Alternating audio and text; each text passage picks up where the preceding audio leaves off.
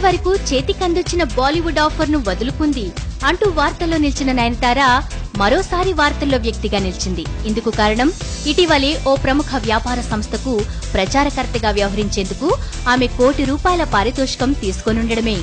Ad films లో నటించనంటూ నిన్నటి వరకు తెగ కబుర్లు చెప్పిన నయనతార ₹1 కోటి అన్న మాట వినగానే పచ్చజెండా ఊపేసింది.